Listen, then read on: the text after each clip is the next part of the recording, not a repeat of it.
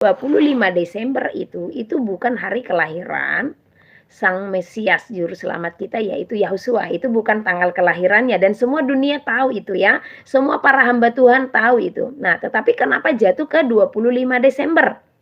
Nah, itu diadopsi oleh Katolik ya. Nah, jadi 25 Desember itu sebenarnya itu peringatan akan hari kelahiran Dewa Matahari atau Dewa Mitras ya, yang dirayakan oleh kaum paganisme di Kaisar Romawi ya, di zaman Kaisar Romawi. Nah, mereka merayakan itu penuh dengan pesta pora, tari-tarian, kemabukan, ya, segala macam ya. Nah, itu mereka lakukan di saat perayaan tersebut ya. Nah, jadi itu adalah perayaan yang dilakukan oleh penyembah dewa-dewa. Jadi bukan Kristen yang sesungguhnya ya, bukan pengikut Tuhan Yahusua. Nah, namun Katolik melihat semua ini, agama Katolik ya, melihat semua ini, dan mereka punya niat baik supaya kaum pagan itu masuk ke Katolik dengan mengadopsi hari raya itu menjadi hari kelahiran Tuhan Yahusua ya, atau yang disebut kebanyakan orang Tuhan Yesus seperti itu ya. Nah, jadi mereka mengadopsi itu, tujuan mereka untuk mempertobatkan kaum pagan ya. Nah, tetapi yang saya jelaskan tanggal 24 Desember kemarin, supaya kita melihat arah dari perayaan yang kita lakukan, bukan untuk berdebat ya, bukan ya. Nah, saya hanya menjelaskan sejarah dari hari Natal itu tadi, dan saya sudah jelaskan ya. Berikutnya kan kembali ke hati masing-masing ya kan ya, kalau itu perayaan yang dibuat dalam diri kita untuk menyambut kelahiran Yahusua ya. Nah, tetapi ada baiknya dikembalikan ke tanggal yang benar ya. Kita ikuti tahun sesuai dengan tempat kelahirannya ya, di Israel sana. Ya udah, kita cari aja, kita selidiki, dan memang itu jatuh di bulan-bulan September ya, karena memang bulan Desember kan nggak ada kelahiran Tuhan Yahusua di sana, karena itu musim salju ya. Nah, tetapi di balik semua itu, hari itu saya bertanya kepada Tuhan, kenapakah penting kali Tuhan saya memberitakan ini kepada umat manusia?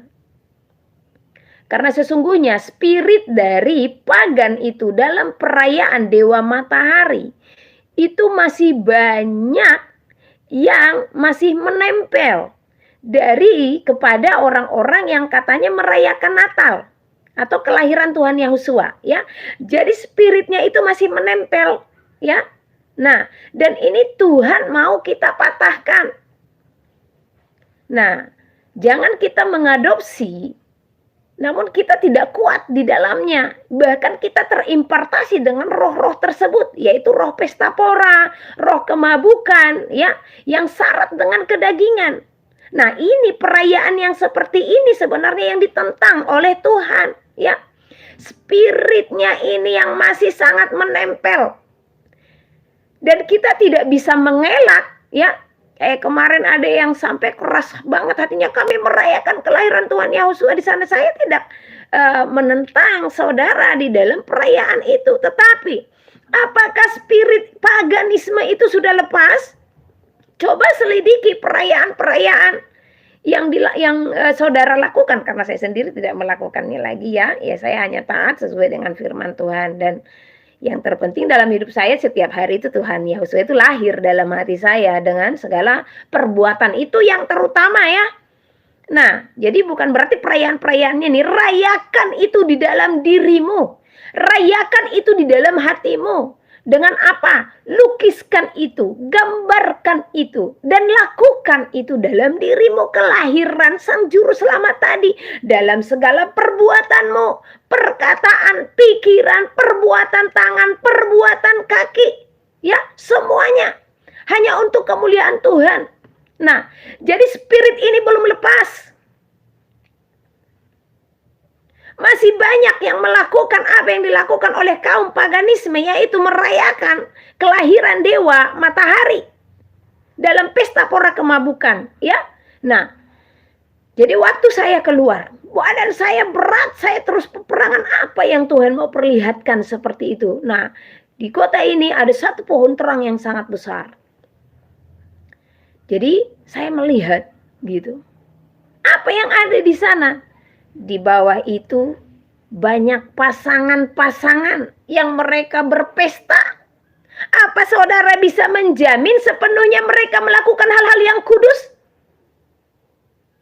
Bahkan yang saya dengar banyak mereka yang menyanyikan lagu-lagu dunia, banyak mereka yang berpelukan di bawah itu ya. Kami keliling lagi ya. Nah, banyak keluarga-keluarga bahkan merayakan Natal 25 Desember. Mereka pakai musik ya, pakai keyboard.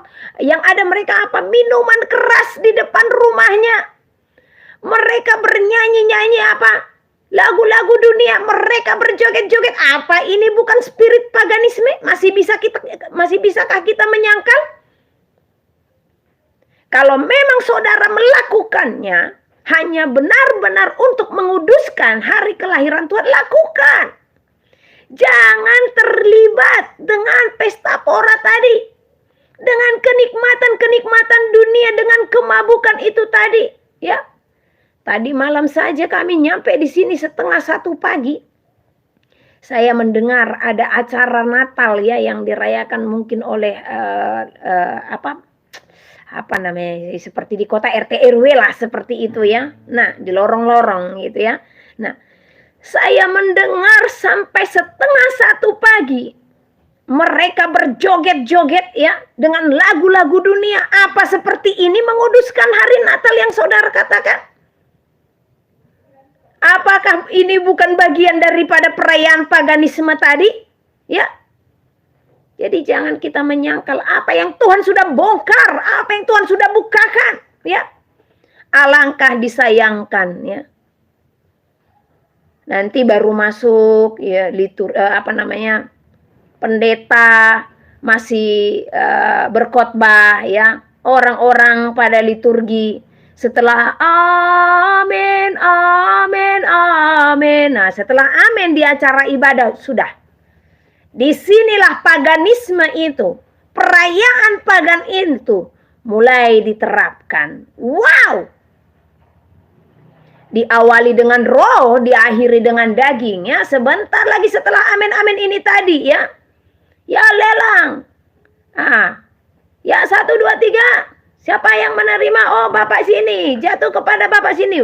Buat musik.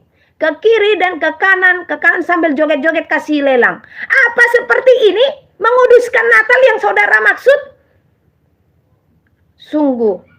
Semuanya inilah yang Tuhan bukakan, yang mendukakan hati Tuhan. Paganisme itu, spiritnya masih menempel kepada orang-orang yang katanya umat Kristen. Terserah saudara mau anggap saya terlalu keras atau bagaimana. Memang saya akan tegas untuk menyampaikan kebenaran. Sebab tujuan saya sorga. Tujuan saya sorga, saya tidak akan takut menyampaikan apa yang berasal daripada sorga. Sebab apa yang saya terima bukan berasal daripada manusia. Dan tidak seorang manusia pun mengajarkan saya. Tetapi apa yang saya terima adalah berasal daripada Roh Kudus. Yang akan aku pegang teguh. Karena apa?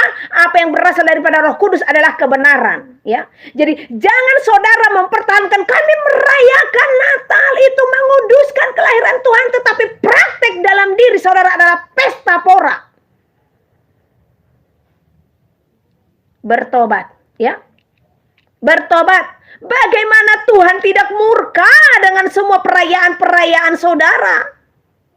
Bagaimana Tuhan berkenan dengan perayaan-perayaan yang saudara lakukan, ya? Sungguh semuanya adalah kenajisan di hadapan Tuhan. Sungguh semuanya adalah perzinahan di hadapan Tuhan. Tuhan muak dengan semua ini. Tuhan geram dengan perayaan-perayaan yang dilakukan oleh umat manusia yang tidak menguduskan namanya, yang tidak menyatakan kekudusan Elohim yang Maha Kudus. Dia kudus, saudara. Dia sangat kudus. Oleh karena itu, kuduskan hidupmu. Kalaupun perayaan-perayaan saudara lakukan, kuduskan itu semuanya hanya untuk penyembahan kepada Tuhan. Kalau masih ada lagu-lagu dunia dalam setiap perayaanmu, terus terang saya berani katakan semuanya itu hanyalah tipu daya yang dilakukan oleh si jahat kepadamu, yang mendukakan hati Tuhan dan engkau terima. Saya akan sangat keras dalam hal ini, karena saya tahu Dia Tuhan. Hari-hari Tuhan taruhkan di sini. Bagaimana dukanya? Bagaimana kesedihannya? Ya, umat manusia berontak di hadapan Tuhan. Tuhan kasih kita kesempatan. Tuhan kasih kita darahnya. Tuhan kasih kita tubuhnya. Tetapi coba saudara pikirkan. Apakah setiap tetes darahnya yang mengalir di kayu salib saudara hargai? Apakah setiap tetes darahnya itu benar-benar berharga di hadapan saudara? Coba selidiki ya. Tahun demi tahun berjalan. Sekiranya saudara mengerti akan setiap tetes air matanya, akan setiap tetes darahnya, saudara pun tidak akan pernah terlibat, terjerat dengan pembodohan ini, dengan penyesatan ini, ya. Aduh. Makanya saya tidak mau terlalu, gimana ya dikatakan, tidak terkatakan lah. Hanya satu yang Tuhan tahu, aku sangat mengasihinya. Makanya siapapun saya akan tentang kalau itu berbicara kebenaran, ya. Saya tidak akan takut menegur kesalahan, baik dari cara berpakaian, ya, persembahan, ya. Ini yang mau Tuhan bongkar sekarang, ya. Pembodohan yang dilakukan oleh para imam, pembodohan yang dilakukan oleh para gembala atau pendeta yang dinyatakan pada zaman ini, ya. Baik dalam hal korban-korban atau persembahan-persembahan. Ya, aduh. Murka Tuhan sangat besar. Bertobatlah saudaraku, ya, bertobatlah, ya. Gak usah cari perdebatan sama saya tidak mau berdebat. Saya tidak mau berdebat. Sekalipun saudara mau berdebat, menuduh saya, menghina saya, memfitnah saya, terserah. Saya hanya menyampaikan apa yang menjadi isi hati Tuhan, ya. Saya cinta Dia. Dan saya menggambarkan kecintaan saya mengekspresikannya setiap hari dengan hidup saya.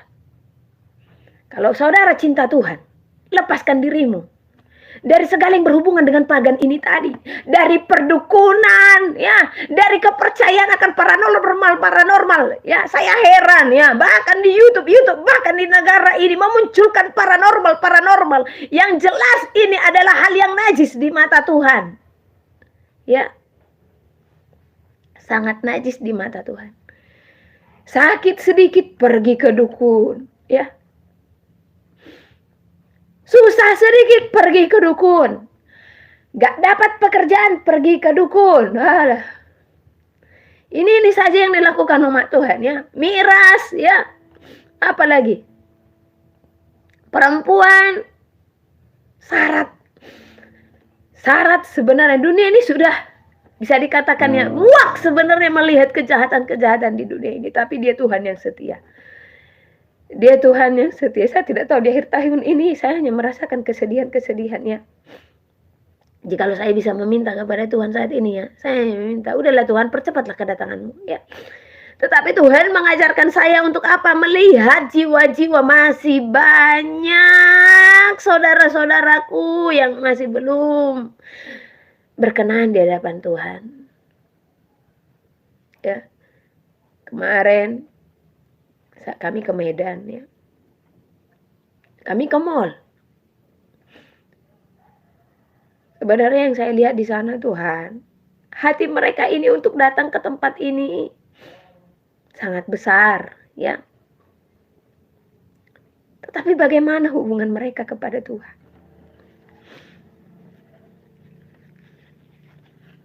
Saya pergi ke tempat anak-anak bermain. Banyak game, ya. Saya hanya melototin gitu. Saya melihat sukacitanya anak-anak ini dalam bermain game gitu, ya. Sementara game ini jelas kita tahu Ini siapa yang menciptakan dan untuk apa tujuannya? Ya. Makanya hati-hati dengan anak-anakmu yang bermain gadget. Jangan sama sekali memberi ruang bagi mereka untuk mengenali game. Itu racun, ya. Banyak sekarang orang tua yang telah memberi racun kepada anaknya dengan apa? Memberi gadget. Tanpa mengontrol, ya. Racun itu yang saudara berikan kepada anak, ya. Kadang karena pekerjaan, ya, supaya tidak diganggu anak, kita memperkenalkan apa? Gadget. Oh, alangkah disayangkan orang-orang tua seperti ini, ya. Perkenalkan anakmu kepada Tuhan. Jangan mereka di saat untuk memegang gadget, mereka mau melakukan hal apapun. Beberapa waktu lalu ada seorang orang tua sharing dengan saya. Bu, doakan anak saya begini. Waktu saya berdoa, Tuhan bukakan, anak ini terikat akan gadget. Saya katakan, anak ini masih 10 tahun. Bu, anakmu dia diikat dengan spirit daripada handphone. Jadi kita harus tahu segala apa yang kita lakukan ada spirit. Lagu-lagu itu pun ada spirit, ya. Makanya kita harus belajar hal supranatural. Tetapi memang ya bagaimana tidak semua orang bisa memilikinya. Tetapi kalau ada orang yang mengalami, dengarkan, ya. Jadi saya bilang, anakmu masih 10 tahun, tidak sewajarnya dia untuk memakai handphone. Tapi dia bilang, Bu, gimana supaya dia mau berdoa saya harus kasih handphone? No! Itu tipu daya. Itu siasat si setan. Karena tanpa saudara pikirkan niatnya untuk berdoa hanya 0,sekian%. Dia berdoa hanya untuk apa? Handphone. Supaya saudara mengizinkan dia pakai handphone. Untuk apa hal seperti itu? Jangan berikan racun. Coba selidiki bagaimana niat anak saudara datang kepada Tuhan dan niat anak saudara untuk bermain gadget atau bermain game. Selidiki itu. Ya, jadi jangan kasih racun sama anak-anakmu. Karena spirit yang ditaruhkan oleh gadget ini bagi anak-anak muda apa? Buka sifat-sifat manusia di akhir zaman. Manusia akan mementingkan diri sendiri. Mereka akan kurang peduli kepada temannya, kepada orang tuanya, kepada siapapun. Nah ini. Dan spirit ini juga akan menaruhkan apa? Anak akan berontak kepada orang tua. Benar ya? Sifat-sifat manusia di akhir zaman. Jadi jangan jatuhkan anakmu untuk karakter-karakter atau sifat-sifat manusia di akhir zaman tersebut. Jangan izinkan itu terjadi. Ya, tegas, keras kepada anak. Karena orang tua harus memukul anaknya dengan rotan untuk melepas dari apa? Kematian. Ada satu ayat yang sangat keren ya. Saya bagikan kepada saudara ini dari Amsal 13. Ini dulu saya berdoa meminta kepada Tuhan. Ada di dalam tim kami seorang anak yang memang sulit hari itu saya hadapi ya. Dan baru itu kasusnya gitu ya. Ternyata dan anak ini anak dari salah seorang tim kita ya. Dan ternyata kenapa anak ini seperti itu? Ya, karena memang yang dibutuhkan adalah ketegasan daripada orang tua ya. Tuhan memberikan kepada saya Amsal 13 ayat 24. Perhatikan ya. Makanya ibu-ibu banyak baca Amsal, bapak-bapak juga banyak baca Amsal. Di sini kita banyak dididik. Bagaimana untuk mendidik ya. Amsal pasal ke-13 ayat 24. Siapa tidak menggunakan tongkat benci kepada anaknya. Siapa tidak menggunakan tongkat benci kepada anaknya. Tetapi siapa mengasihi anaknya, menghajar dia pada waktunya. Jadi kalau saudara tidak menggunakan tongkat artinya keras bukan kasar ya, beda ya antara keras dengan kasar beda ya. Kasar itu apa? Terus memukuli ya. Tetapi keras itu apa? Di saat anak itu menginginkan sesuatu ya. Dan kita tahu sesuatu hal ini adalah keinginan hati, keinginan dagingnya. Jangan biasakan anakmu untuk dipenuhi segala keinginannya. Nanti besar dia minta pesawat gimana coba? Ya. Nah, jadi orang tua tidak bisa mengiyakan. Nah, satu contoh dia sudah merengek-rengek minta handphone, ya. Dia sudah merengek-rengek minta handphone. Kita tahu handphone ini tidak memberikan impartasi yang bagus untuk pribadi pertumbuhan anak. Tetapi karena rengek-rengekan anak ini, ya, maka kita pun memberikannya. Kita jatuh dalam siasat si jahat. Kita jatuh dalam jerat atau perangkap yang dilakukan oleh si jahat, ya. Nah, seperti ini. Jadi jangan, ya. Anak saya juga tidak pakai handphone, ya. Cuman yang anak gadis, dia udah SMA, ya. Masih, dan ini pun masih proses, tapi itu pun baru, ya. Semenjak dia di rumah opanya, dan dia pun memakai gadget. Dan bahkan itulah awal pemberontakannya. Tapi puji Tuhan saya tetap berdoa, dan masih ada setahun, ya.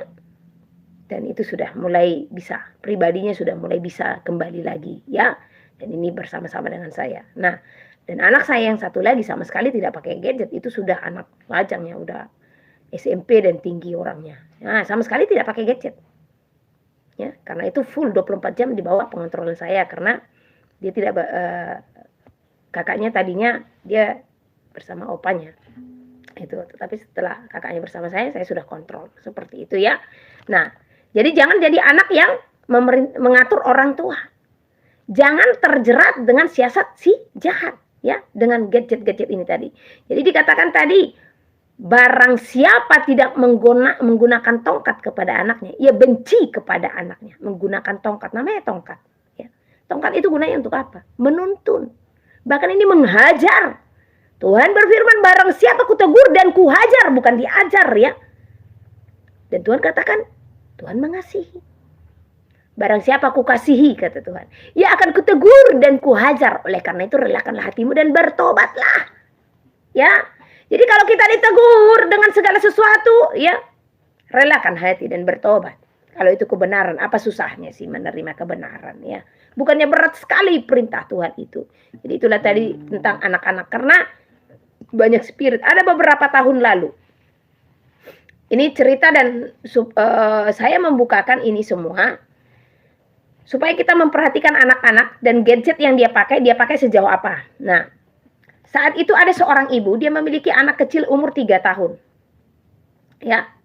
Nah, ini di Batam tahun 2017 kalau nggak salah kejadiannya. 2017 atau 18 ya, sekitar segitulah. Nah, waktu saya melihat anak ini, kalau mamanya tidak kasih handphone, pemberontakannya luar biasa. Masih umur 3 tahun, perempuan. Jadi waktu dia minta handphone, saya bilang sama maminya, tolong kamu jangan kasih handphone. Saya bilang, kenapa, Bu? Saya melihat ada spirit yang gelap dalam anak ini. Bukan dia lagi yang melingkupi dirinya. Nah, jadi mamanya tidak kasih handphone, tapi saya bilang, kasih kami ruang, ya. Nah, waktu dia minta handphone, kami pegang. Anak saya Emmanuel yang anak lajang, dia juga pegang, ya. Saya bilang, tahan dia. Nah, apa yang terjadi? Anak 3 tahun manifestasi roh jahat. Jadi si Immanuel pegang dia, ya. Dia berteriak, botak, botak, botak, katanya. Tapi dia lihat ke dinding, ya. Umur 3 tahun loh. Dan dia juga bilang, saya mau bunuh diri, saya mau bunuh diri. Nah, baru dia bilang lagi, panas, haus, haus, haus. Jadi mamanya mau kasih minum, jangan kasih minum, sebab ini adalah roh setan yang sudah melekat kepada anakmu. Saya bilang, jangan kasih minum. Nah, jadi dia terus berteriak, botak, botak, botak, katanya. Entah botak dari mana, entah bagaimana, seperti apa yang dia lihat, ya. Terus, masa anak 3 tahun bilang, saya mau bunuh diri, saya mau menjatuhkan aku dari atas genteng, katanya gitu. Anak 3 tahun loh, ya. Nah, dan waktu dia minta minum, saya tidak kasih. Karena saya tahu, dia kepanasan. Karena apa? Roh Tuhan sedang bekerja untuk melepaskan spirit yang mengikatnya, ya. Nah, tidak berapa lama dia bilang, saya mau pulang, katanya. Kamu mau pulang kemana? Saya bilang, saya mau pulang ke sampah sana, katanya. Iblis kan tempatnya di kubangan. Masa dia bilang anak itu saya mau pulang ke sampah, katanya. Anak 3 tahun. Ini di kota Batam, ya. Setelah anak itu, beberapa lama kemudian, dia anaknya ada 3, yang 1 kembar, ya. Nah, yang kembar ini, ya, ada 1 dia cacat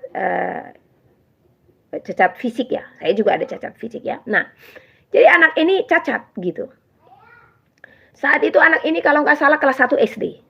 Nah, tetapi pas saya belajar, mamanya jualan di depan, ya. Saya melihat anak ini, mohon maaf, masih kecil masturbasi. Kelas 1 SD. Dia tidak mengerti, jadi dia melakukan itu. Nah, pas saya melihat seperti itu, ya mungkin karena tadinya dia berbalik. Tetapi waktu saya mendengar suaranya, saya lihat. Wow.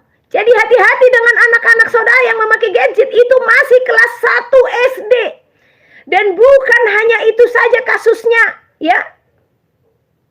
Masih banyak lagi di lingkungan waktu saya tinggal di Batam, di perumahan, anak-anak kelas 3 SD, kelas 4, kelas 5 melakukan hal yang sama. Sampai saya kumpul kemarin itu, dari mana kalian tahu melakukan hal seperti itu? Apa iya saudara masih mau memberikan gadget? Dan anak-anak gadis juga banyak yang terjerat, ya. Seperti sekarang spirit-spirit dari anime-anime, apa itu spiritnya? Orang merasa dia seperti sendiri, lonely, ya. Jadi hati-hati dengan yang namanya anime Korea-Korea segala macam, ya. Itu spiritnya luar biasa. Saya menemukan beberapa kasus di lapangan, orang-orang pecinta Korea-Korea dan anime-anime. Anak SMP, SMA, banyak yang mereka merasa mereka tidak dipedulikan orang tua, segala macam lah, dan mereka mau bunuh diri.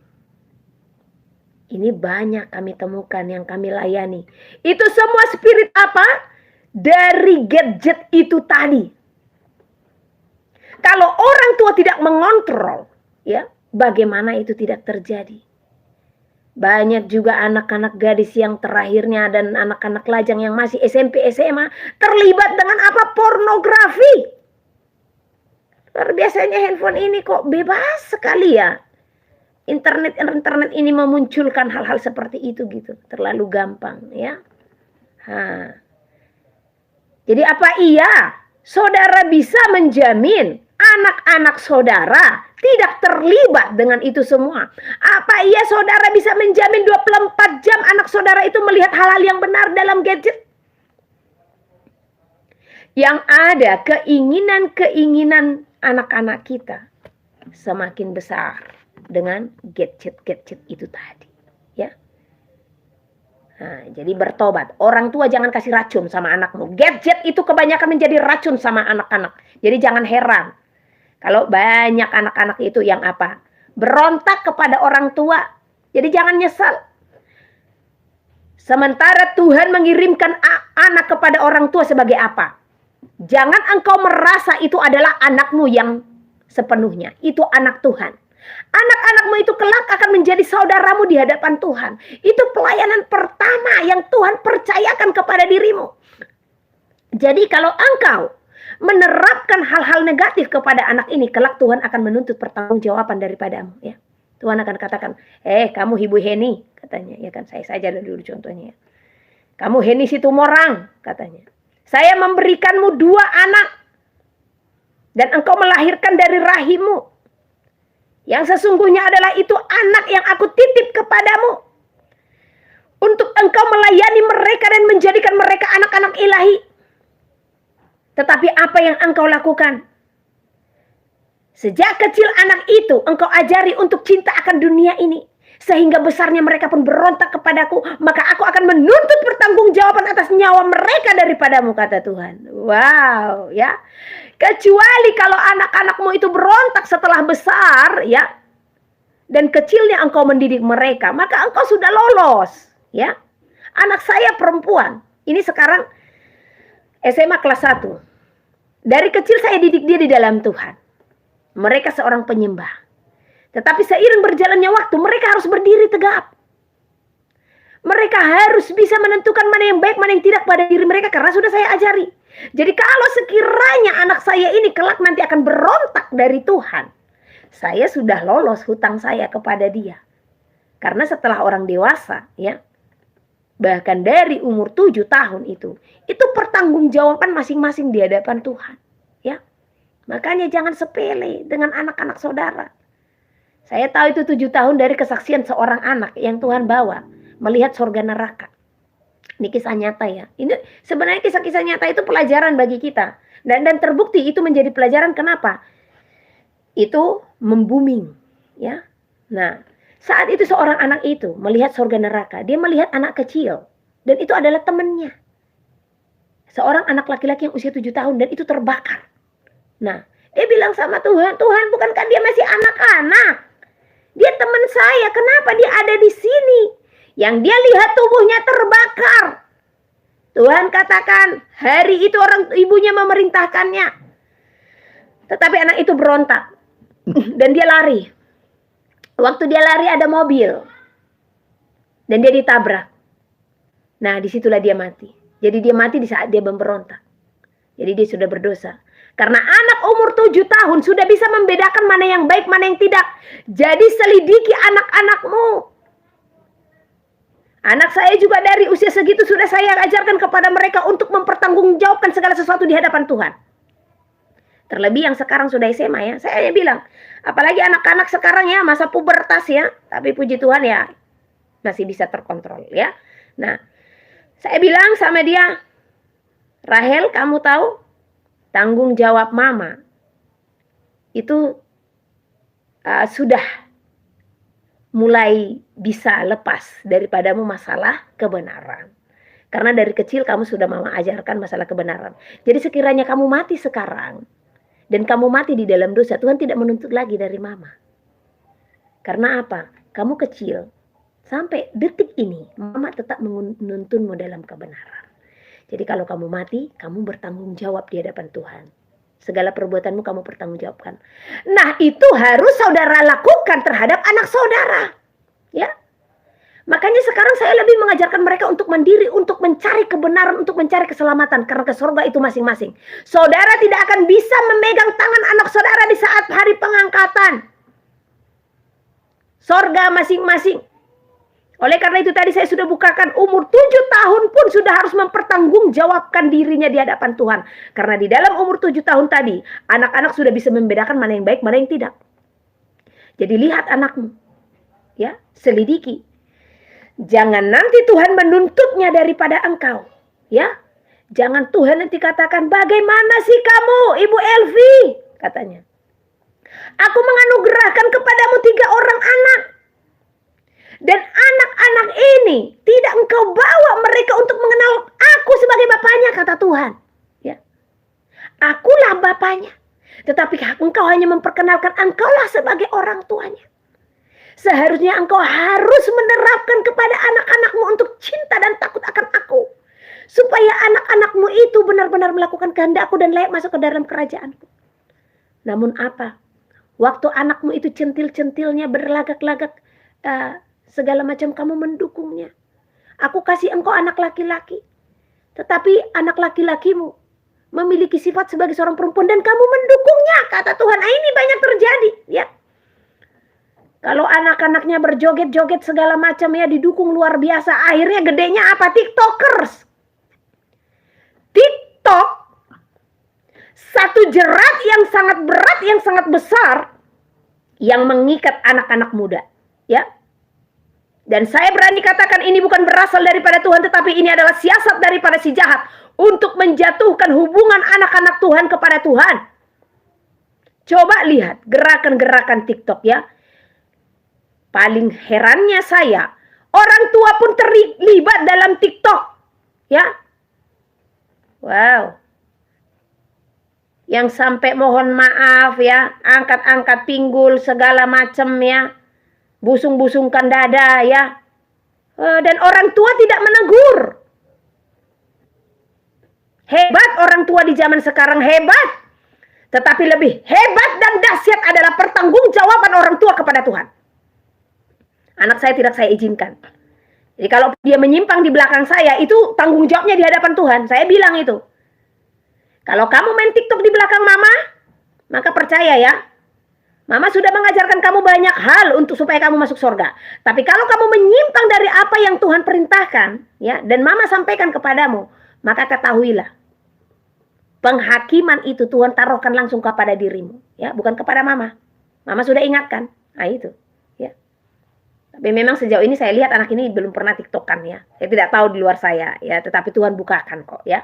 Nah, coba lihat anak-anak saudara yang make TikTokan, ya, busung-busung dada, ya, tunjukkan apa namanya nih, ya,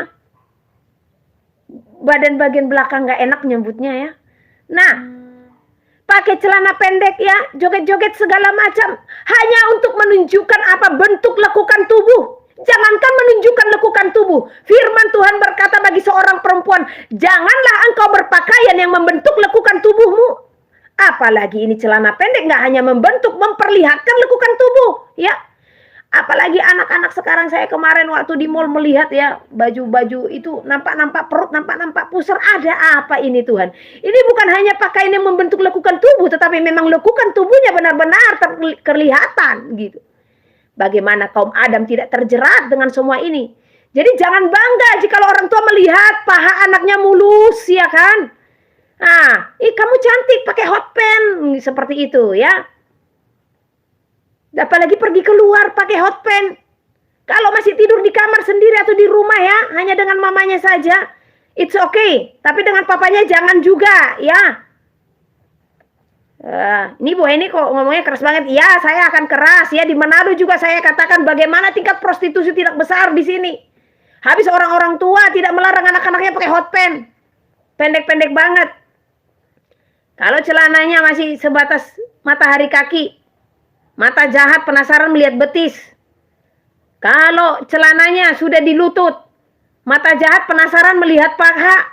Tapi kalau sudah celananya hot pants, mata jahat penasaran melihat apa? Berpikir saudara akan hal itu, ya. Jangan hanya melihat body anakmu bagus segala macam sehingga menghalalkan pakaian-pakaian tidak layak yang tidak lazim untuk mereka pakai. Untuk menandakan saudara bermerek, untuk menandakan saudara itu high class segala macam. No.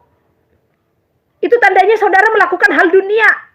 Hal-hal untuk dunia, bukan untuk Tuhan. Pikirkan perkara-perkara di sorga, pikirkan perkara-perkara yang di atas. Bukan perkara-perkara yang di dunia ini. Sebab apa? Keinginan mata, keinginan daging, ya. Hanya untuk membawa kita kepada apa? Kebinasaan, keangkuhan diri, ya. Orang nanti beli Avanza, ini berjuang beli Fortuner. Seperti itu yang Tuhan tidak berkenan. Berlakulah sederhana dalam Tuhan. Cukupkanlah dirimu dengan apa yang ada. Sekali lagi saya sampaikan, ya, bagi orang tua yang anakmu terlibat TikTok, ingat Yehezkiel 33 pasal 8 sampai 9. Ingat itu. Tuhan akan menuntut pertanggungjawaban atas nyawa anak-anak saudara dari saudara. Sebab di dalamnya bukan ada hal yang baik. Tugas saudara diberikan anak untuk menuntun mereka kepada Tuhan. Itu bukan milik saudara sepenuhnya. Itu adalah milik Tuhan sepenuhnya. Ya. Itu hanya Tuhan titipkan. Tuhan hanya mau melihat kinerjamu melalui anak-anak yang dikaruniakan kepadamu. Makanya jangan ada keakuan. Karena kelak nanti di sorga, apa mereka menjadi anak saudara? Anakku, suamiku, istriku. Tidak ada keakuan di sorga. Semua saudara. Ya, gak ada keakuan. Kita tidak tahu bagaimana nanti kinerjanya sorga, ya. Tapi yang saya tahu, semua saudara di dalam surga. Mau anak, mau suami, mau opung, mau nenek, mau opa, ya, segala macam itu semua saudara di dalam Tuhan. Karena semua anak-anak Tuhan, ya. Haleluya, terlalu bersemangat ini, ya. Haleluya. Jadi bagi orang tua, jangan biarkan anak-anakmu jatuh ke dalam jerat-jerat. Saya mengingat, dan ini akan selalu saya sampaikan, beberapa tahun silam Tuhan memberikan saya penglihatan. Dia duduk di bawah pohon. Dia duduk gimana gayanya, ya, tangannya gini ke lututnya, dia tertunduk, ya, tongkatnya berdiri samping dia, bersender di pohon. Jadi saya melihat dombanya sedikit. Hanya ada 6. Saya bilang, Tuhan, ini kok dombamu dikit banget gitu. Ini dombanya sudah dibawa pulang ini ceritanya, ya. Hanya ada 6. 3 itu domba yang sudah tua, anak-anak. 2 domba yang sudah tua, ya. 1 itu domba yang remaja. Saya bilang, waktu Tuhan memberikan penglihatan itu, 3 domba anak-anak, 2 domba yang tua, 1 domba yang remaja. Nah, saya berdoa. Saya bilang sama Tuhan, Tuhan, apa kiranya arti dari penglihatan itu? Tuhan katakan, pada akhirnya hanya sedikit mereka yang akan kembali. Hanya sedikit yang akan kembali. Jadi jangan saudara merasa, oh ada tertulis 1/3 nanti dari seluruh bumi ini akan masuk surga. Oh no. Dari mana itu? Hitungan dari mana itu? Karena ada tertulis ya. 1/3 yang dibawa masuk ke dalam perapian. Nah, itu masih dibawa ke dalam perapian. Dan 1/3 itu dari siapa? Dari orang-orang yang percaya dan menerima Yesus sebagai Tuhan dan Juru Selamat nantinya. Nah, bayangkan Indonesia, apa namanya? Dunia ini, ya. Berapa persenkah yang percaya dan menerima Yesus sebagai Tuhan? Berapa persen? Dan 1/3-nya itulah nanti yang akan dibawa ke pemurnian. Dan berapa persen lagi dari 1/3 ini yang akan lolos? Ya, hanya sedikit. Kalau 1/3 udah banyak banget itu ya. Dan 1/3 tadi dari hitungan orang yang percaya loh ya. Belum dari seluruh jumlah penduduk bumi. Jadi hanya sedikit. Jadi apa kiranya arti gambaran daripada ke-6 domba itu Tuhan? Tuhan katakan, yang akan terangkat nanti, yang akan ikut nanti dalam kerajaan surga lebih banyak anak-anak. Karena jumlahnya 3 ya. Dan kemudian orang-orang tua. Nah karena kebanyakan orang-orang tua sudah semakin dekat sama Tuhan ya. Ya kebanyakan ya. Nah saya sendiri setelah orang tua nih Tuhan bawa. Waktu mudanya, wow. Oh luar biasa ya. Dan 1 itu domba yang remaja. Jadi banyak anak-anak remaja yang terjerat dan terikat akan segala keinginan dunia ini. Dan yang lebih banyak menjerat mereka melalui apa? Gadget. Banyak kasus-kasus yang sudah terjadi oleh karena gadget. Ya. Anak sahabat saya pernah dipindahkan sekolah. Karena apa? Dia kenal seorang lelaki. Ini masih SMP loh, ya. Dan lelaki ini adalah penipu. Jadi banyak anak-anak kita berteman di FB ini nggak tahu siapa-siapa saja, ya. Jadi kan banyak kasus nih, anak hilang juga setelah anak-anak remaja hilang karena dari gadget. Dan banyak kasus-kasus pemerkosaan, ya pelecehan seksual itu juga dari gadget, ya. Nah ini kisah nyata ya, karena ini sahabat saya sendiri. Nah anaknya ini memiliki paras yang sangat cantik. Dan memang bodinya aduhai ya. Nah tetapi anak ini kenal dengan seorang laki-laki saat itu kalau nggak salah masih kelas 2 SMP ya. Kelas 2 apa kelas 1 lah. Nah, dan anak ini diperintahkan oleh lelaki tadi untuk mengirimkan foto-fotonya yang vulgar. Ya. Nah jadi lelaki ini hanya pakai foto orang-orang yang diambil dari internet. Itu bukan foto asli, ya. Nah, dan anak perempuan ini pun mau mengirimkan foto vulgarnya tadi, ya.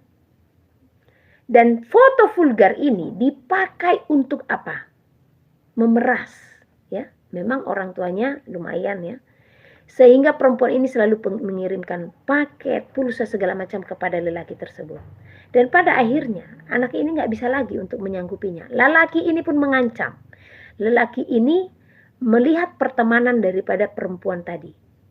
Dan yang satu didekati. Dan lelaki ini pun menyebarkan foto daripada perempuan tadi. Ya. Nah, dan foto ini pun tersebar di seluruh sekolah. Ini kejadiannya di Tobasa ini ya. Nah, tersebar di seluruh sekolah. Dan akhirnya anak ini pun harus diungsikan keluar kota. Makanya hati-hati dengan anak-anakmu perempuan, terlebih perempuan ya.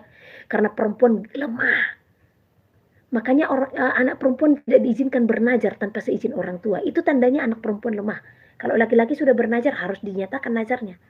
Tapi kalau perempuan, kalau satu contoh dia katakan, "Mak, saya dinyatakan satu contoh dia menjadi tidak menikah, memberi full untuk Tuhan sepenuhnya, maka dia harus minta izin dulu dari orang tua." Itu kalau anak perempuan ya. Nah, kejadian-kejadian seperti ini banyak. Dan ada juga yang sampai digiring oleh beberapa lelaki di satu ruangan kelas. Ini di kampung saya loh, ya.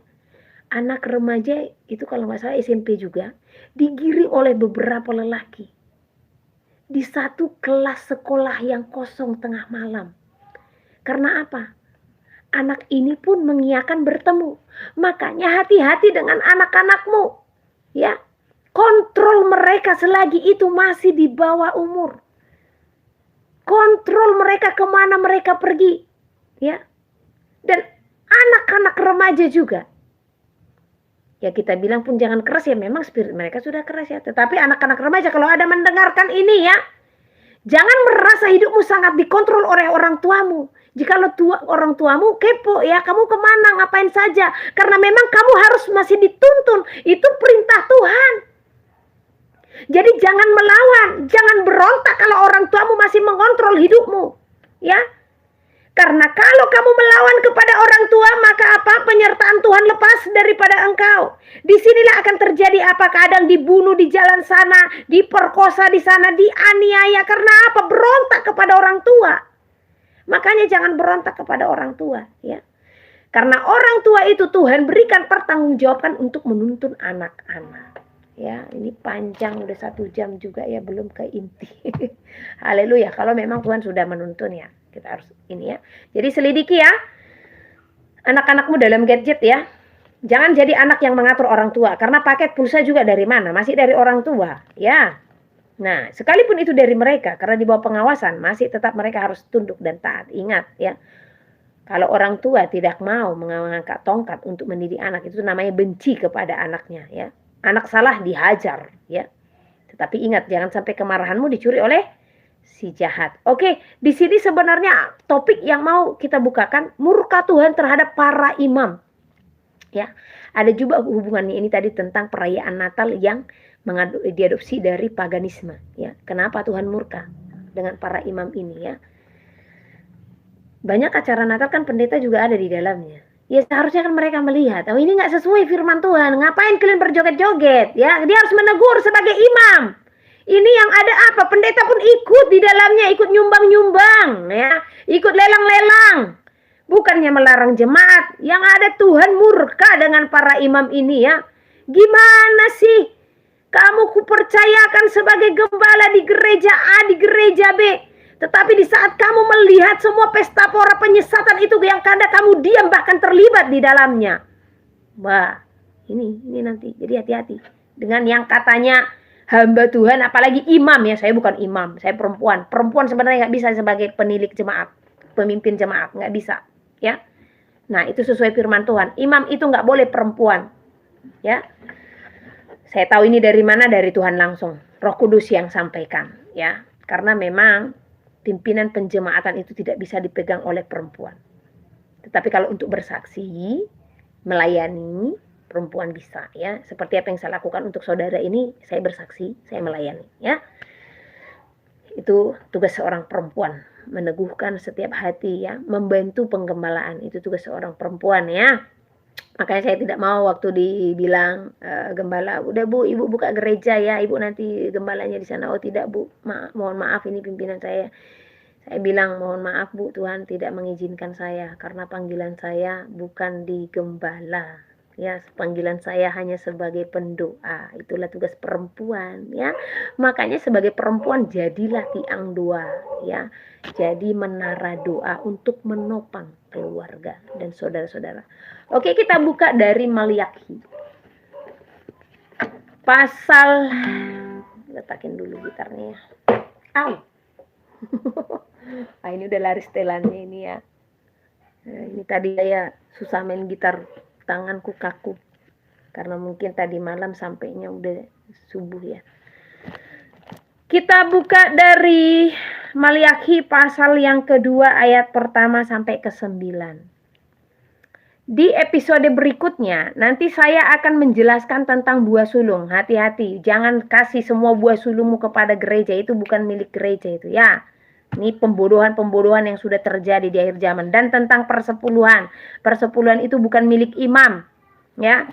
Ini kalau ada yang komentar nanti gembala-gembala dimanapun, saya berani sampaikan.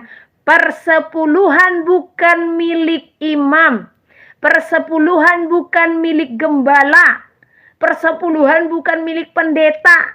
Persepuluhan itu milik Lewi. Dan siapa Lewi? Dan bagaimanakah? Apakah hidup Lewi dilayakkan oleh para imam? Itu nanti akan Tuhan tuntut dari gembala-gembala. Ya, jadi hati-hati. Gembala-gembala serakah. Ya, Tuhan menuntut pertanggungjawaban daripadamu nantinya. Ya. Jadi buah sulung juga. Apakah itu sepenuhnya? Ya, karena tentang buah sulung ini juga ya, jangan bodoh lah. Jangan harus berhikmat. Anak-anak Tuhan harus berhikmat dan bijaksana. Nah, satu pertanyaan. Karena ini juga nanti akan dibuat oleh mereka-mereka yang menerapkan buah sulung ya. Nah, bayar harga. Kita harus bayar harga. Padahal tujuan mereka untuk apa? Uang.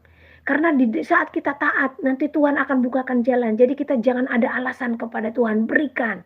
Maka kamu akan melihat. Aduh, ini khotbah-khotbah kemakmuran ini, khotbah-khotbah berkat ini. Berikanlah persepuluhanmu, maka belalang-belalang pelahap.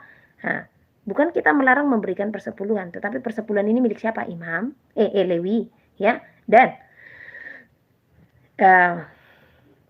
persepuluhan itu juga dipergunakan sepenuhnya atau tidak, kan gitu ya. Ada juga yang mengatakan persepuluhan itu tidak bisa diberikan kepada janda dan fakir miskin. Ada kalanya persepuluhan diberikan kepada janda dan fakir miskin, tetapi tetap itu disalurkan kepada Lewi ya. Jadi satu contoh nih, persepuluhan saya sekarang ada di tahun ketiga itu tertulis ya. Nah, ini persepuluhan saya kasih kepada Lewi, saya kasih juga kepada fakir miskin dan janda-janda ya. Nah, Lewi ini siapa? Pengerja. Pengerja di mana? Di bait suci. Jadi bukan gembala. Milik gembala apa, Bu? 1/10 dari persepuluhan ini dan persembahan khusus. Nah, jadi 1/10 milik gembala itu adalah persembahan khusus namanya. Nah, dan persembahan khusus ini dari mana? 1/10 dari persembahan Lewi, ya. Gini nih prosesnya. Jemaat, Lewi, imam. Ya, jemaat kasih 1/10 kepada Lewi, ya. Lewi ini kan banyak. Nah, 1/10 dari persepuluhan ini diberikan kepada imam. Itulah milik imam. Dan persembahan khusus lainnya, berkat-berkat dan korban-korban lainnya, itu milik imam, ya. Jadi sebenarnya banyak juga ya, banyak Tuhan melayakkan kok, ya. Tetapi Lewi ini adalah full time di dalam Tuhan, pengerja ya di dalam gereja. Nah, yang ada sekarang gembala keren ya. Pengerja-pengerja itu didoktrin dengan apa? Kita harus rela berkorban untuk pekerjaan Tuhan. Sehingga apa? PK nggak dikasih. Ya. Dan ada juga yang memberikan PK tidak layak. Nah, tetapi memang Lewi adalah orang-orang yang dikhususkan untuk bait suci. Jadi mereka tidak ada bekerja lagi. Satu contoh beternak, bertani mereka nggak ada lagi. Ya. Sekarang memang pengerja-pengerja yang ada mereka ya bekerja sekuler. Ya karena apa? Tidak dilayakkan oleh para imam tadi. Ini nanti Tuhan tuntut loh para imam, gembala, pendeta yang memakan bulat-bulat semua persepuluhan. Berjaga-jaga. Hati-hati, pertanggungjawabanmu besar di hadapan Tuhan karena di sini tertulis ya. Nah, jadi buah sulung juga. Nah, saya kasih contoh. Jangan kita terdoktrin dengan apa? Dengan perkataan-perkataan yang dibuat ya, jadi kita harus memberikan sepenuhnya segala macam. Ini banyak pendeta yang saya tahu ujung-ujungnya duit, pendeta UUD ini namanya ya. Pendeta yang ujung-ujungnya duit, bisa nanti khotbahnya akhir zaman tapi ujung-ujungnya duit. Kok pinter kali lah pendeta ini berbicara masalah duit saja ya. Hipnoterapinya sangat tinggi sehingga orang apa? Mau memberikan.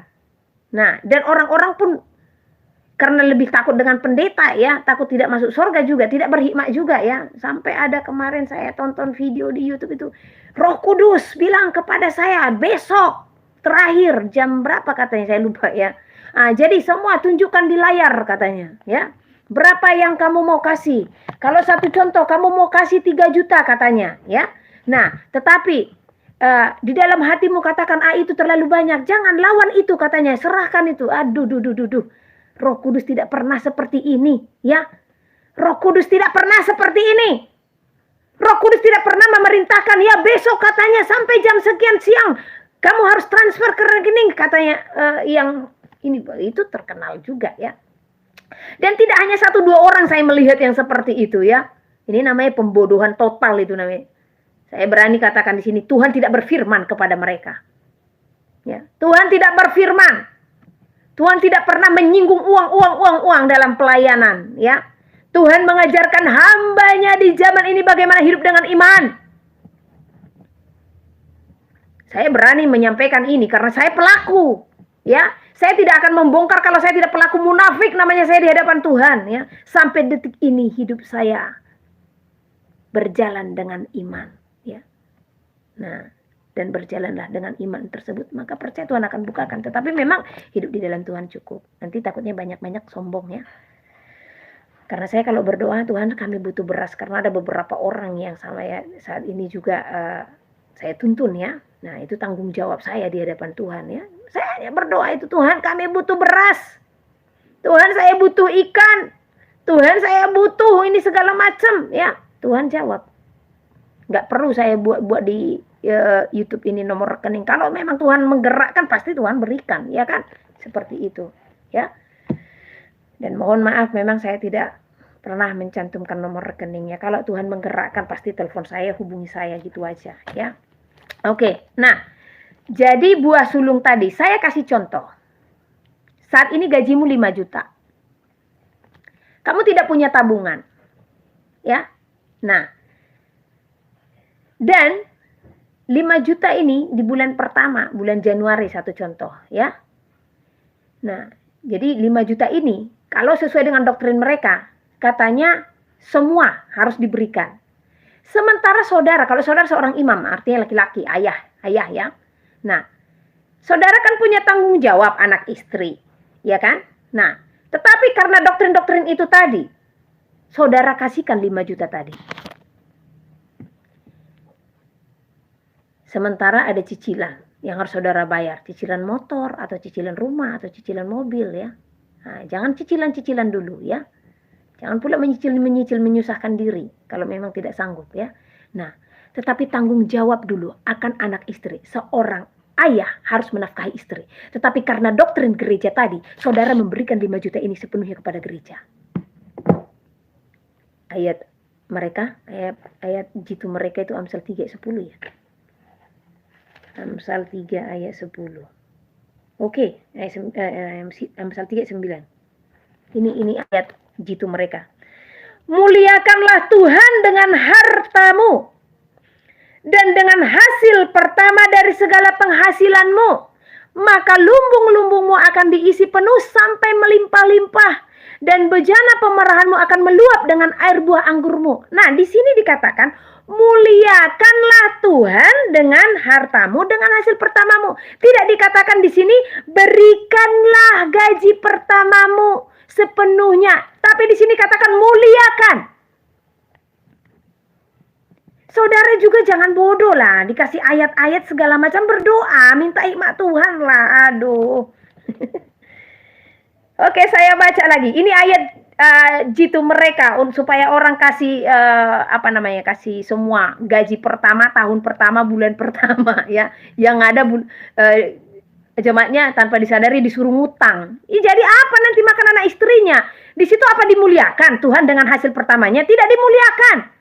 Karena kalau tidak memberikan pertanggungjawaban atas anak istri yang Tuhan berikan, maka dia tidak memuliakan Tuhan. Muliakan Tuhan dengan hartamu, dengan hasil pertamamu dari segala penghasilanmu. Memuliakan Tuhan dengan hasil pertama itu memang wujudnya apa? Kasih semua ke gereja gitu. Bodoh namanya. Ya. Jadi jangan bodoh lah. Nah, karena orang didoktrin dengan ini, maka lumbung-lumbungmu akan diisi sama dengan persepuluhan, maka belalang-belalang pelat akan dijauhkan.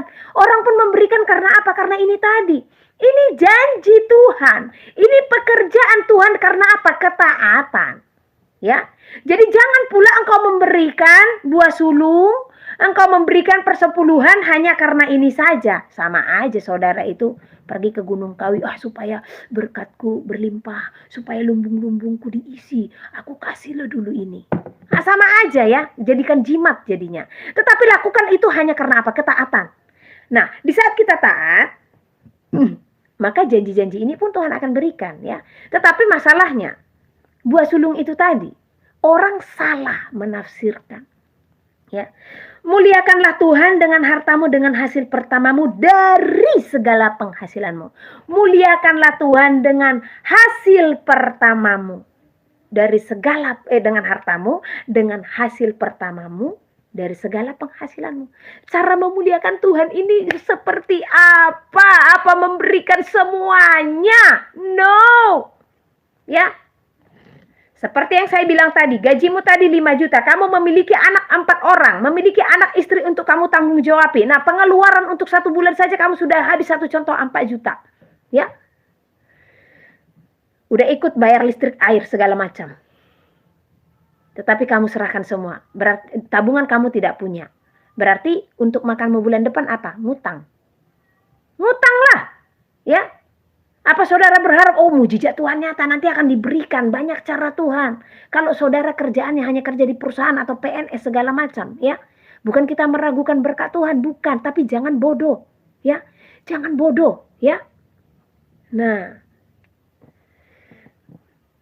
kalau jemaat sampai berhutang hanya karena ini namanya pembodohan, ini namanya perampasan. Dengan apa? Ayat-ayat yang diberikan hanya untuk membodohi, merampas. Tukang palak jadinya di sini para pendeta-pendeta, memalak jemaat dengan doktrin-doktrin kosong, ya. Nah, sekarang pendetanya ditanya dulu, apa dia sudah memberikan buah sulung? Nah, apa dia sudah memberikan persepuluhan juga? Apa dia sudah mempraktekkan firman Tuhan juga? Memberilah. Karena pendeta sama, kau harus memberikan apa yang kau miliki. Tiba-tiba jemaatnya berkekurangan atau sakit, di mana gembala? Mampu nggak? Dan gak ada ceritanya gembala yang miskin, enggak. Hidupnya cukup.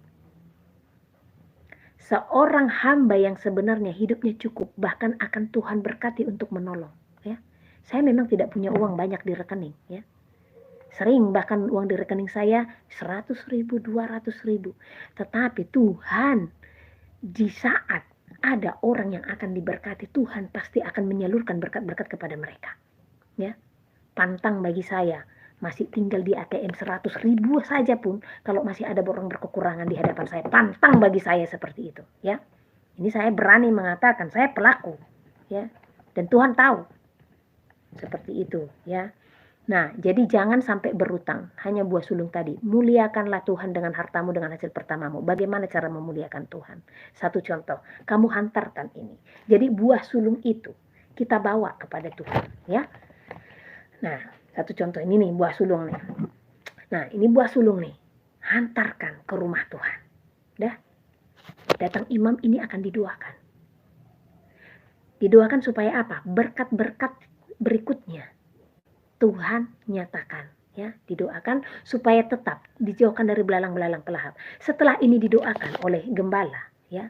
Ambil berkatmu ini. Ambil apa yang menjadi persembahanmu yang wajib kau lakukan. Berikan 10 kepada siapa? Lewi. Ya. Nah, di sini nyatakan ucapan syukurmu.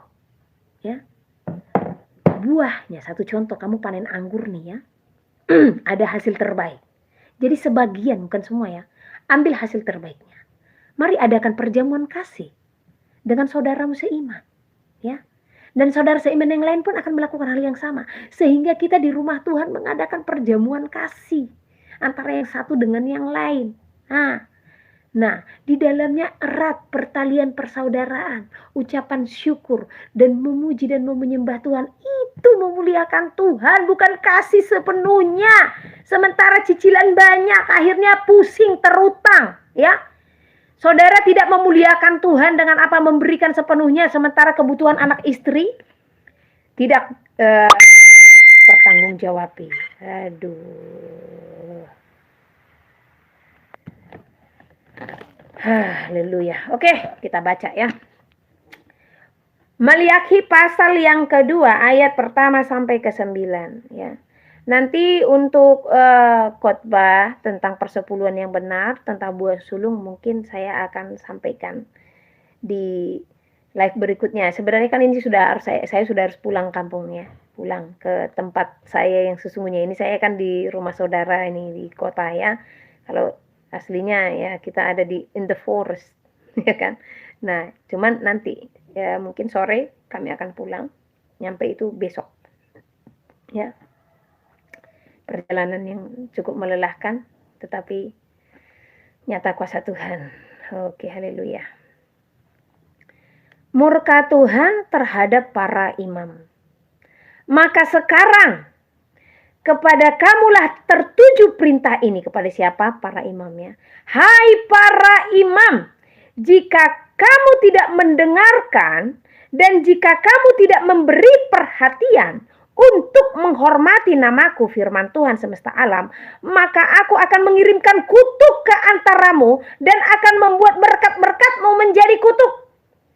Dan aku telah membuatnya menjadi kutuk sebab kamu itu tidak memperhatikan. Sesungguhnya aku akan mematahkan lenganmu dan akan melemparkan kotoran ke mukamu, yakni kotoran korban dari hari-hari rayamu, dan orang akan menyeret kamu ke kotoran itu. Banyak hari-hari raya yang tidak dilakukan dengan hal yang kudus. Nah, ini sama juga dengan perayaan-perayaan Natal yang dilakukan kalau tidak kudus. Seperti ini firman kepada pendeta-pendeta, ya, jangan sampai Tuhan nanti membuang kotoran dari korban-korban itu, ya. Nah, maka kamu akan sadar bahwa kukirimkan perintah ini kepadamu supaya perjanjianku dengan Lewi tetap dipegang, firman Tuhan semesta alam. Sekali lagi, maka kamu akan sadar bahwa kukirimkan perintah ini kepadamu supaya perjanjianku dengan Lewi tetap dipegang. Tuhan sangat mengasihi Lewi loh. Jadi hati-hati gembala. Jangan hanya berkhotbah, kita harus rela berkorban sehingga pemain musik, WL, singer, penerima tamu, ya, mereka kita tidak layakkan. Ini di sini ada ini hukum nanti bagi gembala yang melakukan hal demikian. Kalau gembala tidak melayakkan kehidupan daripada Lewi, hati-hati, pertanggungjawabanmu besar di hadapan Tuhan. Persepuluhan itu milik Lewi. Jangan asal main telan-telan saja ya. Ini Tuhan ada perjanjian dengan Lewi. Perjanjianku dengan dia ada pada satu pihak ialah kehidupan dan sejahtera. Ini kepada Lewi. Tuhan punya perjanjian kepada mereka sekalipun mereka tidak bekerja, ya. Karena mereka adalah orang-orang dikhususkan di rumah Tuhan, ya. Nah, untuk bait suci. Nah, untuk pekerjaan Tuhan. Jadi janji Tuhan adalah kehidupan dan kesejahteraan diberikan Tuhan kepada mereka melalui apa? Persepuluhan itu tadi, ya. Pada pihak lain ketakutan dan ia takut kepadaku dan gentar terhadap namaku. Pengajaran yang benar ada dalam mulutnya dan kecurangan tidak terdapat pada bibirnya. Dalam damai sejahtera dan kejujuran ia mengikuti aku. Dan banyak yang dibuatnya berbalik daripada kesalahan. Sebab bibir seorang imam memelihara pengetahuan dan orang mencari pengajaran dari mulutnya. Sebab dialah utusan Tuhan semesta alam. Jadi sebagai seorang imam harus memberikan pengajaran yang benar-benar sesuai dengan firman Tuhan, ya. Sebab Tuhan mengutus untuk mengajar dan seorang imam juga harus memelihara pengetahuan. Sebab bibir seorang imam memelihara pengetahuan dan orang mencari pengajaran dari mulutnya. Sebab dialah utusan Tuhan semesta alam. Tetapi kamu ini menyimpang dari jalan. Kamu membuat banyak orang tergelincir dengan pengajaranmu. Kamu merusakkan perjanjian dengan Lewi. Sekali lagi, ini bagi para imam, bagi para gembala atau pendeta, ya. Tetapi kamu ini menyimpang dari jalan. Kamu membuat banyak orang tergelincir dengan pengajaranmu. Kamu merusakkan perjanjian dengan Lewi, firman Tuhan semesta alam. Maka aku pun akan membuat kamu hina dan rendah bagi seluruh umat ini. Oleh karena kamu tidak mengikuti jalan yang kutunjukkan, tetapi memandang bulu dalam pengajaranmu. Wow, emang ada orang yang memandang bulu dalam pengajaran? Ada. Banyak gereja-gereja, kalau donatur untuk gereja tersebut duduknya paling depan itu ya. Kalau mereka itu orang-orang yang kira-kira layak, pakaiannya mewah, duduknya paling depan ini ya. Selalu paling depan itu. Saya sudah melihat ini di banyak gereja. Ya. Nah, ini namanya pandang bulu. Kalau orang pakaiannya sederhana, udah kamu duduk saja di lantai saya, kamu di belakang saja, seperti ini ya. Jadi hati-hati tadi para imam tadi. Ya, Tuhan punya janji dengan Lewi. Dan kehidupan Lewi ini, kesejahteraan mereka Tuhan janjikan. Dan imam bertanggung jawab atas kesejahteraan para Lewi. Oleh karena itu, jikalau imam tidak menyanggupi, tidak menyatakan semuanya ini, maka Tuhan pun akan menuntutnya daripada para imam. Jadi sekali lagi, persepuluhan itu adalah milik Lewi, ya. Jadi gimana dong, Bu? Kami sama siapa kasih persepuluhan? Udah kasih aja sama pengerja-pengerja itu, mereka nya Lewi, ya kan? Yang tidak dilayakkan para gembala kebanyakan. Ya? Amsal pasal 29. Siapa bersih tegang leher, walaupun telah mendapat teguran, akan sekonyong-konyong diremukkan tanpa dapat dipulihkan lagi. Jika orang benar bertambah, bersukacitalah rakyat. Tetapi jika orang fasik memerintah, berkeluh kesahlah rakyat. Orang yang mencintai hikmat menggembirakan ayahnya, tetapi siapa yang bergaul dengan pelacur memboroskan harta. Dengan keadilan seorang raja menegakkan negerinya, tetapi orang yang memungut banyak pajak meruntuhkannya. Orang yang menjilat sesamanya membentangkan jerat di depan kakinya. Orang yang jahat terjerat oleh pelanggarannya, tetapi orang benar akan bersorak dan bersukacita. Orang benar mengetahui hak orang lemah, tetapi orang fasik tidak mengertinya. Pencemooh mengacaukan kota, tetapi orang bijak meredakan amarah. Jika orang bijak berperkara dengan orang bodoh ini mengamuk dan tertawa, sehingga tak ada ketenangan. Orang yang haus akan darah membenci orang saleh, tetapi orang yang jujur mencari keselamatannya. Orang bebal melampiaskan seluruh amarahnya, tetapi orang bijak akhirnya meredakannya. Kalau pemerintah memperhatikan kebohongan, semua pegawainya menjadi fasik. Si miskin dan si penindas bertemu, dan Tuhan membuat mata kedua orang itu bersinar. Raja yang menghakimi orang lemah dengan adil, tahtanya tetap kokoh untuk selama-lamanya. Tongkat dan teguran mendatangkan hikmat, tetapi anak yang dibiarkan mempermalukan ibunya. Jika orang fasik bertambah, bertambahlah pula pelanggaran. Tetapi orang benar akan melihat keruntuhan mereka. Didiklah anakmu, maka ia akan memberikan ketentraman kepadamu dan mendatangkan sukacita kepadamu. Bila tidak ada wahyu, menjadi liarlah rakyat. Berbagailah orang yang berpegang pada hukum. Dengan kata-kata saja seorang hamba tidak dapat diajari, sebab walaupun ia mengerti, namun ia tidak mengindahkannya. Kau lihat orang yang cepat dengan kata-katanya. Harapan lebih banyak bagi orang bebal daripada bagi orang itu. Siapa memanjakan hambanya sejak muda, akhirnya menjadikan dia keras kepala. Si pemarah menimbulkan pertengkaran, dan orang yang lekas gusar banyak pelanggarannya. Keangkuhan merendahkan orang, tetapi orang yang rendah hati menerima pujian. Siapa menerima bagian dari pencuri, membenci dirinya. Didengarnya kutuk, tetapi tidak diberitahukannya. Takut kepada orang mendatangkan jerat, tetapi siapa percaya kepada Tuhan dilindungi. Banyak orang mencari muka pada pemerintah, tetapi dari Tuhan orang menerima keadilan. Orang bodoh adalah kekejian bagi orang benar. Orang yang jujur jalannya adalah kekejian bagi orang fasik. Amsal pasal 30. Perkataan-perkataan Agur bin Yake. Perkataan Agur bin Yake dari Masa. Tutur kata orang itu, "Aku berlelah-lelah ya Allah, aku berlelah-lelah sampai habis tenagaku, sebab aku ini lebih bodoh daripada orang lain. Pengertian manusia tidak ada padaku, juga tidak kupelajari hikmat, sehingga tidak dapat kukenal yang Maha Kudus. Siapakah yang naik ke surga lalu turun? Siapakah yang telah mengumpulkan angin dalam genggamnya? Siapakah yang telah membungkus air dengan kain? Siapakah yang telah menetapkan segala ujung bumi? Siapa namanya dan siapa nama anaknya? Engkau tentu tahu.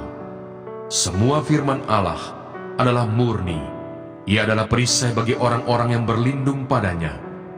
Jangan menambahi firman-Nya, supaya engkau tidak ditegurnya dan dianggap pendusta. Dua hal aku mohon kepadamu, jangan itu kau tolak sebelum aku mati, yakni, jauhkanlah daripadaku kecurangan dan kebohongan. Jangan berikan kepadaku kemiskinan atau kekayaan. Biarkanlah aku menikmati makanan yang menjadi bagianku, supaya kalau aku kenyang, aku tidak menyangkalmu dan berkata, siapa Tuhan itu? Atau kalau aku miskin, aku mencuri dan mencemarkan nama Allahku. Jangan mencerca seorang hamba pada tuannya, supaya jangan ia mengutuki engkau, dan engkau harus menanggung kesalahan itu. Ada keturunan yang mengutuki ayahnya, dan tidak memberkati ibunya. Ada keturunan yang menganggap dirinya tahir, tetapi belum dibasuh dari kotorannya sendiri. Ada keturunan yang berpandangan angkuh, yang terangkat kelopak matanya. Ada keturunan yang giginya adalah pedang, yang gigi geliginya adalah pisau, untuk memakan habis dari bumi orang-orang yang tertindas, orang-orang yang miskin di antara manusia. Si lintah mempunyai 2 anak perempuan, untukku dan untukku. Ada 3 hal yang tak akan kenyang, ada 4 hal yang tak pernah berkata cukup. Dunia orang mati dan rahim yang mandul, dan bumi yang tidak pernah puas dengan air, dan api yang tidak pernah berkata cukup. Mata yang mengolok-olok ayah dan enggan mendengarkan ibu akan dipatuk gagak lembah dan dimakan anak Raja Wali. Ada 3 hal yang mengherankan aku, bahkan ada 4 hal yang tidak ku mengerti. Jalan Raja Wali di udara, jalan ular di atas cadas, jalan kapal di tengah-tengah laut, dan jalan seorang laki-laki dengan seorang gadis. Inilah jalan perempuan yang berzina. Ia makan, lalu menyeka mulutnya dan berkata, aku tidak berbuat jahat. Karena 3 hal bumi gemetar, bahkan karena 4 hal ia tidak dapat tahan. Karena seorang hamba, kalau ia menjadi raja. Karena seorang bebal, kalau ia kekenyangan makan. Karena seorang wanita yang tidak disukai orang, kalau ia mendapat suami. Dan karena seorang hamba perempuan, kalau ia mendesak kedudukan nyonyanya. Ada 4 binatang yang terkecil di bumi, tetapi yang sangat cekatan. Semut, bangsa yang tidak kuat, tetapi yang menyediakan makanannya di musim panas. Pelanduk, bangsa yang lemah, tetapi yang membuat rumahnya di bukit batu. Belalang, yang tidak mempunyai raja, namun semuanya berbaris dengan teratur. Cicak yang dapat kau tangkap dengan tangan, tetapi yang juga ada di istana-istana raja.